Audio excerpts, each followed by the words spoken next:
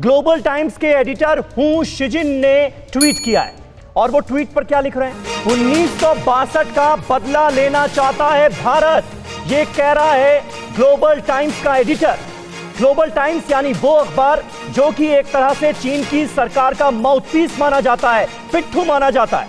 भारत 1962 में खोई जमीन वापस चाहता है। चीन की सेना भारत के हमले के लिए तैयार है, ये कह रहे हैं ग्लोबल टाइम्स के एडिटर। यानी जो चीन का सरकारी अखबार है वो ये मान रहा है कि भारत अब हमले के लिए तैयार है और 1962 में खोई जमीन वापस लेना चाहता है। एक बार सीधे आपको फिर लिए चलेंगे एलएसी और अभिषेक। निश्चित तौर पर ग्लोबल टाइम्स के एडिटर का यह बयान यह साफ जाहिर कर रहा है कि हिंदुस्तान का पलड़ा कितना भारी है। बिल्कुल भारी है। और देखिए समीर, यही उनका डर है। आदित्य मेरे साथ हैं, आदित्य को बड़ा तजुर्बा है इन इलाकों में खासतौर पर रिपोर्टिंग करने का, हमने साथ में भी रिपोर्टिंग की। आदित्य, ये जो हाइट्स है, इस हाइट्स का भी डर है। यहां पर जो हमारे लड़ाकू विमान हैं, जो पेलोड, जिस पेलोड के साथ में और जिस ईंधन के साथ में उनकी एयर डोमिनेंस है, उनके नहीं टिकते हैं। इस हाइट्स में हम उनके आगे, ये वो जानते हैं, हाइट्स में हमसे हमारे बराबर नहीं है, जमीन पे मात खा चुके हैं। यही छटपटाहट है, यही जो साइकोलॉजिकल वॉरफेयर कर रहे हैं, इसी का डर है ये। देखिए अभिषेक, जैसे आपने रिपोर्टिंग की बात की, 2013 में मैं यहाँ पर आया था। 2013 में मैं चुशूल गया, जहाँ पर ये घटना घटी पैंगोंग पे, और चुशूल पे ही एग्जैक्टली ये सारी घटनाक्रम हुआ है।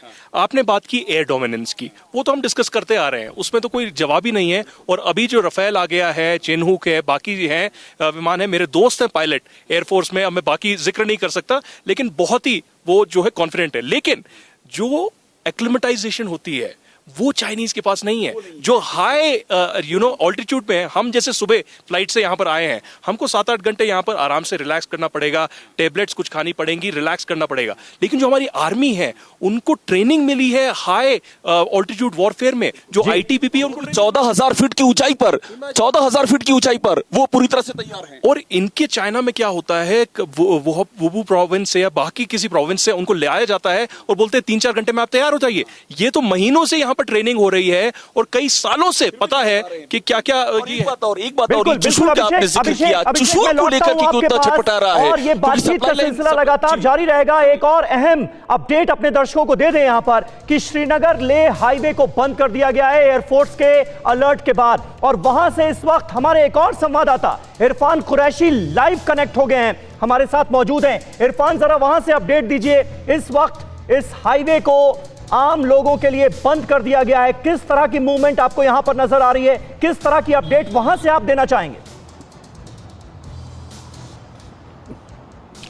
देखिए बिल्कुल समीर, जिस तरह कल जब यह खबर चली थी कि चीन एक बार फिर से गलवान के बाद अब तुशु पैंगोंग के सौदर्न इलाके में एक बार फिर से अपनी गतिविधियां बढ़ा रहा है, उसके तुरंत बाद ही सुबह प्रशासन ने यहाँ जो श्रीनगर लेह हाईवे है उसे 2 जगह पर ब्लॉक किया था, मनीगाम और उसके बाद गगनगीर। और मैं खुद दोनों जगह कल गया था और दोनों जगह पर हमने लोगों से भी बात की थी। हालांकि उसकी कोई आधिकारिक पुष्टि नहीं थी कि चीन की गतिविधि के चलते उस राष्ट्रीय राजमार्ग को बंद किया गया था, लेकिन एहतियातन जब भी एलएसी पर इस तरह की गतिविधि रहती है तो सिविलियन ट्रैफिक को हॉल्ट किया जाता है। हालांकि उसके बाद 3 बजे के आसपास उसके बाद सिविलियन ट्रैफिक को आगे जाने की इजाज़त दी, लेकिन टुगडू में। और आज भी उसी तरह की रणनीति है, जगह जगह पर पुलिस की बैरिकेडिंग करके रखी हुई है प्रशासन ने।